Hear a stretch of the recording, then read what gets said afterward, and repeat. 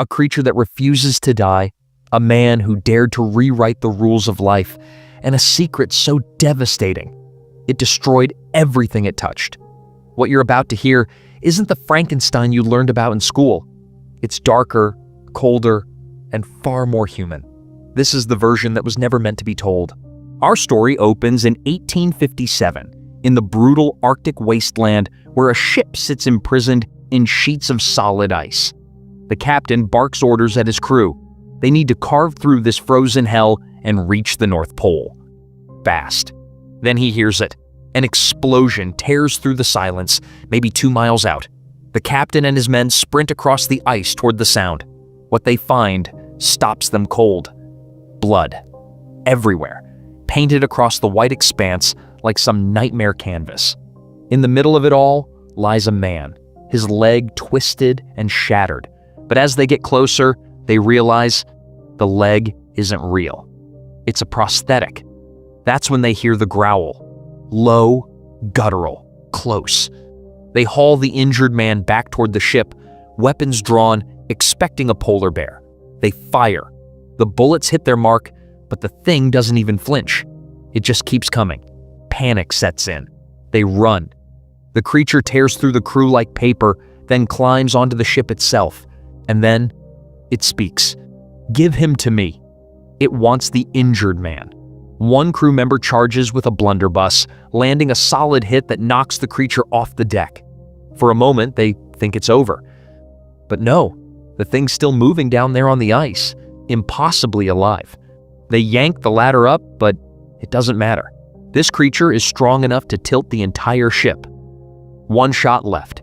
The captain aims not at the creature, but at the ice beneath it. The shot cracks the frozen surface, and the creature plunges into the black water below. Later, as they bandage the man's wounds, he introduces himself. Victor. He tells the captain that thing will be back. It'll slaughter every last one of them until they give Victor up. He makes them promise, when it returns, throw him onto the ice. Let it take him. The captain has to ask, what the hell is that thing? Victor's answer freezes the blood in their veins. I created it. His full name is Victor Frankenstein. It means conqueror, a name his father gave him. And now, Victor tells them his story. His father was a baron, a legendary surgeon who married Victor's mother for her dowry and bloodline. Nothing more. When his father came home, everyone in the household fell in line. He'd force Victor's mother to eat meat for the baby, ignoring her protests.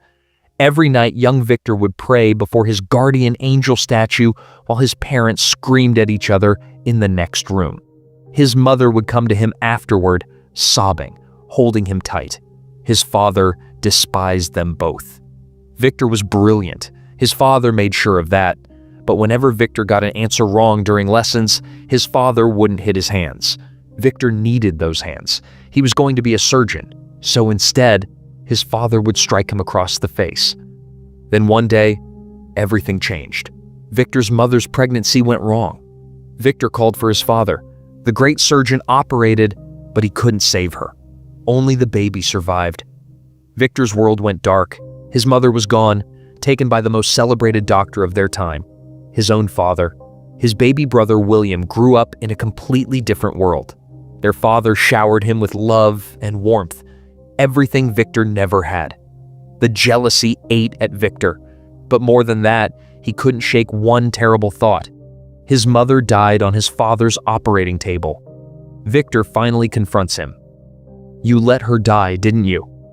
His father's voice is cold. I tried everything.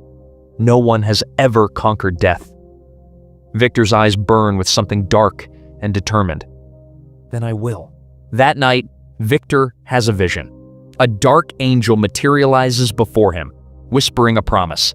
Victor will command the forces of life and death. He'll become the surgeon his father was, and then surpass him entirely. Back in the present, the creature smashes through the ice. Victor keeps talking. Revolts and a fire tore through his mother's plantation, incinerating the family fortune. His father died not long after. William went to live with family in Vienna. Victor ended up in Edinburgh, spending decades trying to push past the suffocating boundaries of academic medicine. Now he's standing before the Royal College of Medicine, about to make his case. Birth, Victor declares, belongs to God. But death? Death we can control. We can chase nature into her darkest corners and stop death entirely. On the table in front of him lies a dead shopkeeper with a carpenter's hand sewn onto the arm. Victor has fused them together completely. He attaches the battery. Electricity floods the corpse. It moves, the body convulses, but Victor stays calm. The energy doesn't just flow through the nerves, he explains. It follows something else entirely. The Chinese call it qi. The professors erupt. This is blasphemy, some carnival trick. Victor doesn't flinch. He tosses an apple. The dead hand catches it. Give it to me, Victor commands. The corpse obeys. Enough! The professors are on their feet. This is unholy. Life belongs to God and God alone. But one man in the audience is leaning forward, eyes locked on Victor. His name is Henrik Harland. Victor pulls the needle from the body. It collapses, lifeless again. As Victor storms out, Henrik catches up to him, holding out a letter. Your brother William sent me. He's coming to visit soon, wants you to meet his fiancée, Elizabeth. She's my niece. Then Henrik leans in. What you did in there? Do you truly believe you can build a man from scratch and give him life? Victor meets his gaze. You saw it, didn't you? Henrik smiles, impressed. I did, but can you control that fire of yours? Or are you going to burn yourself before you deliver it to the world? Leave, Victor says coldly, but Henrik doesn't budge. 3 days. We meet William and Elizabeth, and that same evening, I'm going to change your destiny. 3 days later, Victor shows up at Henrik's mansion, research papers in hand. Henrik's already studied them. You're using the nervous system to deliver the charge. Clever. But that's the problem. The life force doesn't last. It fades, dies within minutes. He figured it out during the demonstration. The body was doomed from the start. Henrik was an army surgeon once. Now he deals in weapons. He asks Victor if he's heard of the Evelyn tables. He unveils something extraordinary, a wooden panel displaying a complete map of the human lymphatic system. 3 liters of fluid, Henrik says, a massive network. And this, the 9th configuration? He points to an almost ghostly structure surrounding the heart. It doesn't just distribute energy, it stores it. Victor's eyes widen. It's all connected to the spinal column. Henrik makes his pitch. I'll fund your work, unlimited resources. What do you want in return? Maybe a favor someday. For now, I just want to document everything. Victor's jaw tightens. I'll think about it. Victor steps outside and there's William waiting with his fiancée. Victor, this is Elizabeth. Victor freezes. She's stunning. William doesn't waste time. You could have kept your head down, done your research quietly. Why make such a spectacle of yourself? You sound like father, Victor shoots back. If I can regenerate life through physical and chemical means, through science, why should I hide it? Elizabeth laughs at that. She and Victor are opposites in every way. Back in the present, chaos erupts outside the ship. A watchman spotted the creature, but the captain refuses to give Victor up. In the past, Victor, Henrik, and William arrive at an abandoned tower. This will be Victor's new laboratory. William agrees to assist with everything. Victor rattles off a list of equipment, sealing his deal with Henrik. Victor selects his first test subject, a condemned criminal from the gallows. But at the market, his attention drifts. Elizabeth. She heads into a church for confession. Victor follows, slipping into the confessional booth before the priest arrives. Forgive me, Elizabeth begins. I've sinned. I've had wicked thoughts about my fiancé's brother. Lust? Victor asks, keeping his voice low. No, hatred. He's grotesque, controlling. He manipulates everything and everyone around him. But Elizabeth knows exactly who's on the other side of that screen. She saw him in the market. They end up having dinner together. Victor assumes she bought romance novels at the market. "Actually, I bought books about insects," she says. "The science fascinates me." Victor's charmed. They dance.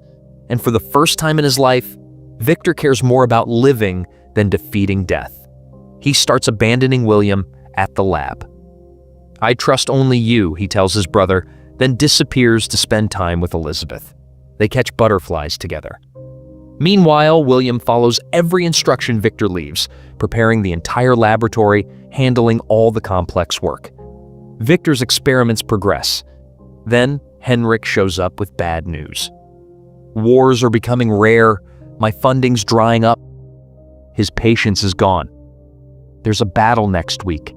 Bodies will wash ashore. You have 7 days to figure out how to sustain the current throughout an entire body." Soon after, Elizabeth visits the lab. She sees his work. Victor pours his heart out. "Stay with me, always." Elizabeth's voice is gentle but firm. "Believing something doesn't make it true, Victor. I've chosen William." She leaves. Victor's crushed, ready to abandon everything. Then suddenly, it clicks. He applies his new idea to the test subject. The dead body comes alive. He's found the final piece. Victor heads to the battlefield, searching the dead for the right specimen. He needs someone tall. Scale will make the work easier. He carves pieces from multiple soldiers, assembling them into one perfect body. Henrik documents everything with his camera. Victor connects the battery, preparing the body. Outside, a storm rolls in. He can charge the battery with lightning. He goes to tell Henrik, but Henrik stops him. "I need medicine." Victor takes one look and knows. Syphilis. Henrik's dying. "That body," Henrik says, "that's what I want, for everything I've given you." Victor's face hardens. Not yet. He heads upstairs to install silver rods on the tower to catch the lightning. Henrik follows, desperate. "I'll give you anything, even Elizabeth." "Your disease has already consumed you," Victor says coldly. "Your body's rotting from the inside." Henrik grabs a piece of equipment, trying to force Victor's hand. They struggle. Henrik loses his balance. He falls from the tower. Victor rushes down, but it's too late. Henrik's dead. Victor doesn't hesitate. He throws every switch, fires up every machine. The silver rod extends from the tower down to the body below. Lightning cracks across the sky. The bolt strikes. Power floods the battery, then surges into the body. Victor waits. Watches. Nothing. The heart's not beating. He's failed. Victor screams at the ceiling, cursing the dark angel for its lies. Exhausted, he collapses that night, and the angel appears to him again in his dreams.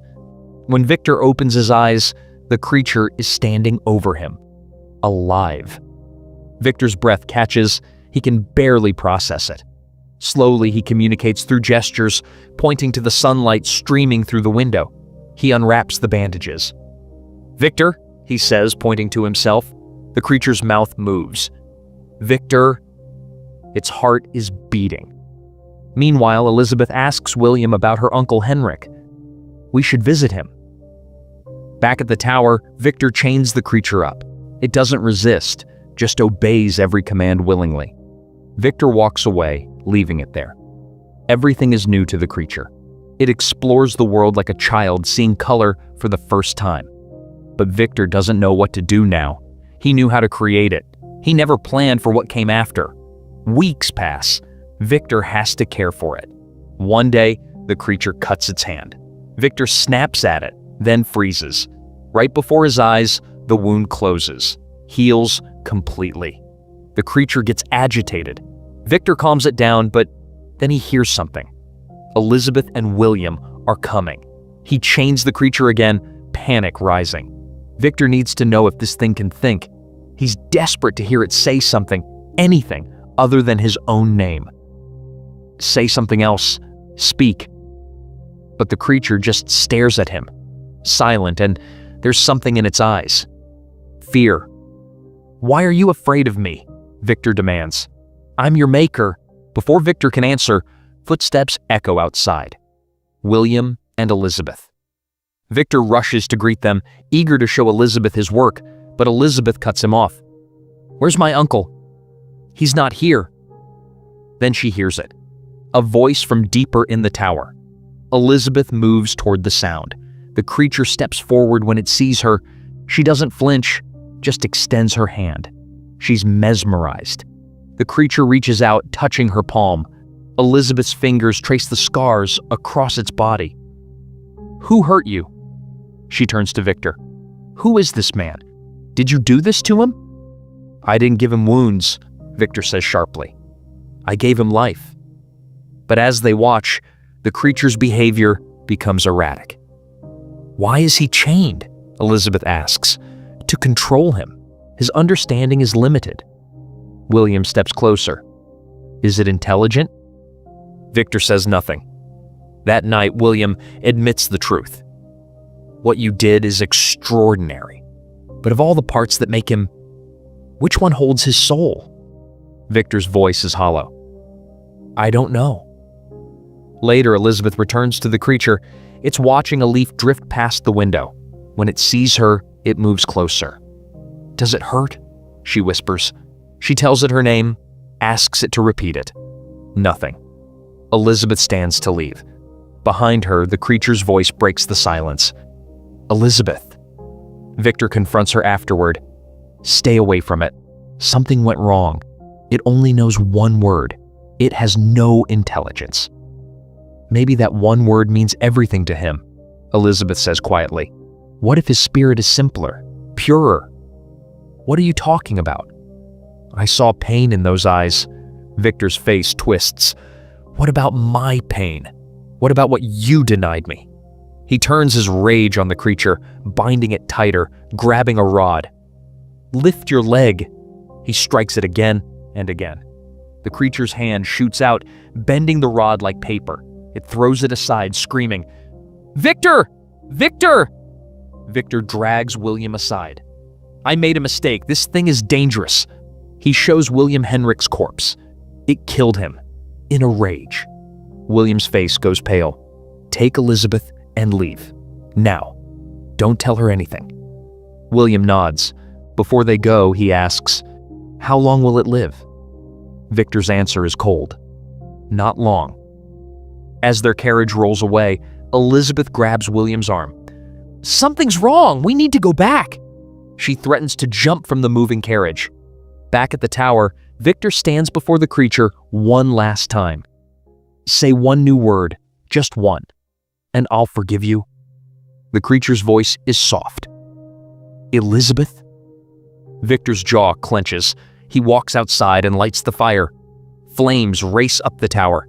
Inside, the creature screams his name. "Victor! Victor!"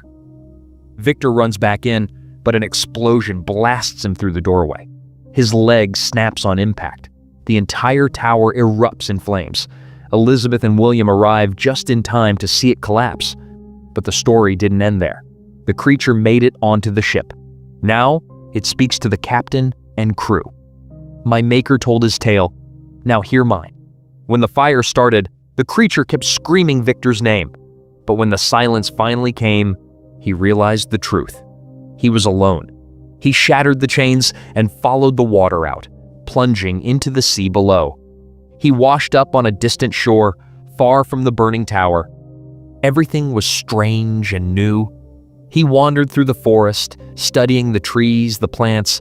He found skulls scattered on the ground, took their clothes and wore them. He watched a deer eating berries, so he ate some too. Even fed some to the deer. Then gunshots shattered the peace. Hunters. They were shooting at him. He ran. The bullets tore through him, but within moments, the wounds closed. Still, he felt something else now. Cold.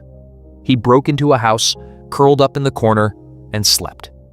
In the morning, voices woke him, a family returning home, the same hunters who'd shot at him. Among them was an old man, nearly blind. The creature hid and watched, listened, learned their words. He wanted to belong to this family. So at night, he started helping them, chopping wood, fixing things. They thought he was some forest spirit. The creature liked that. He became their guardian angel, and sometimes they left small kindnesses for him in return. He was happy. Then wolves attacked, killing sheep. Some of the family went to the city to sell livestock. Others went hunting.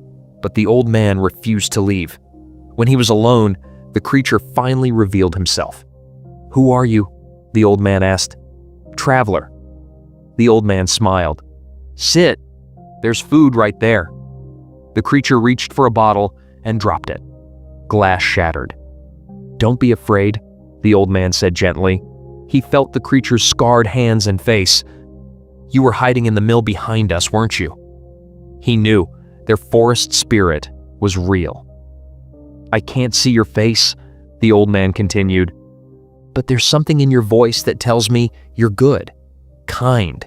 He asked the creature to stay. "Consider me a friend."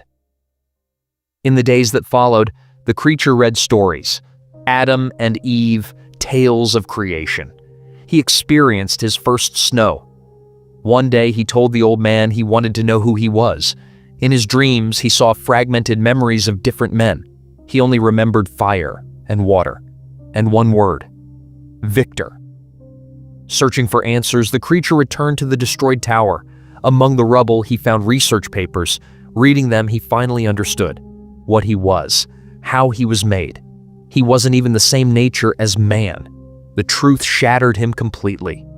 Then he saw it. Victor's full name and address. He knew where to find him. When the creature returned to the old man, it was too late. Wolves had attacked. They turned on the creature too. He fought them, killed some, drove the rest away.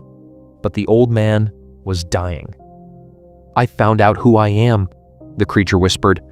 "I'm the child of a charnel house, a monster." The old man's hand found his. "You are a good person, my friend." Then the family burst in. They saw the creature covered in blood, standing over their father. They opened fire. The creature killed one of them in the chaos and fled. He made it a short distance before collapsing. They shot him again. But after a while, his eyes opened. His wounds closed. He was alive and lonelier than ever. Every human had one escape from pain: death. But not him. Back in the city, Victor has another vision of the Dark Angel. He wakes to find it's William's wedding day. Before the ceremony, Victor goes to see Elizabeth. "The obsession is gone," he tells her. "I congratulate you, and my beloved brother." Elizabeth's face hardens. She slaps him across the face and throws him out. But later, alone in her room, she opens her hand. The leaf. The one the creature gave her all those weeks ago. She's kept it this whole time. In his room, Victor feels it before he sees it. "Come out of the shadows." The creature steps into the light. Victor's breath catches. The creature is intelligent. His work wasn't a failure after all. "Create a companion for me," the creature says. "No." Victor's voice is steel. "I won't create another monster. I won't make that mistake again." "I cannot die," the creature pleads, "and being alone is unbearable." Victor starts to dismiss him, but the creature cuts him off. "You made me human, I think. I feel." His voice cracks. "I'm only asking for someone like myself." "If there are two of you, you'll reproduce," Victor snaps. "Death begetting death begetting death. A race of devils unleashed upon the earth." He steps closer. "Never again will I create something as wicked and deformed as you." The creature's eyes darken. "Will your will still rule today?" He lunges, fists crashing into Victor. "If you won't give me love, then suffer my rage." Elizabeth hears the commotion and bursts through the door. Her eyes lock with the creature's. Victor grabs his gun. Fires. Elizabeth takes the bullet. "The creature attacked her!" Victor shouts to the others rushing in. Elizabeth's hand reaches out. "Take me with you." The creature lifts her gently and disappears into the night. In the chaos, William is struck. Victor tries desperately to save him, but William's dying words cut deeper than any wound. "I fear you, Victor. All of this started with you. You're the real monster." He's gone. Victor grabs his gun and runs into the darkness. The creature carries Elizabeth to a cave. She looks up at him, her face peaceful despite the pain. "What could be better," she whispers, "than to die looking at you?" Victor arrives too late. Elizabeth is already dead. The creature attacks with a fury Victor's never seen. "You called me a monster? Today I'll show you savagery. I will make you humble." Victor fires, but the creature vanishes into the blizzard. For days, Victor hunts through the frozen wasteland. One night, while resting, the creature simply appears before him. Victor loads his gun, fires at the creature's outstretched hand. The creature grabs his leg, dragging him down through the snow. "You only listen when I hurt you." Victor's brought dynamite. The creature sees it. "Light it," he says quietly, "then run." The creature holds the dynamite in his own hand as it explodes. The blast tears through him, but he doesn't die. The wounds begin to heal. Once again, hope for mercy dies. Only one path remains. That's when the ship's crew finds Victor, and now both creator and creation stand on this frozen ship. "I will bleed," the creature says. "I will suffer, but it will never end." Victor reaches out, taking the creature's hand. "I'm sorry." The creature understands. His creator is dying. "The tide that brought me here now takes you away," he says softly, "leaving me stranded." "My son," Victor whispers, "forgive me." His eyes are pleading. "If you have it in your heart, forgive yourself into existence. If death won't come for you, then consider this. What recourse do you have but to live?" Victor's voice is barely audible now. "I just want to hear you say my name, one last time." The creature's voice breaks. "Victor, I forgive you." Victor's eyes close. He's gone. "Rest now, Father," the creature whispers. "Perhaps now we can both be human." He climbs down from the ship in silence. With impossible strength, he pushes against the ice, breaking the ship free. These people will complete their journey. The creature watches them sail away, alone once more in the endless white.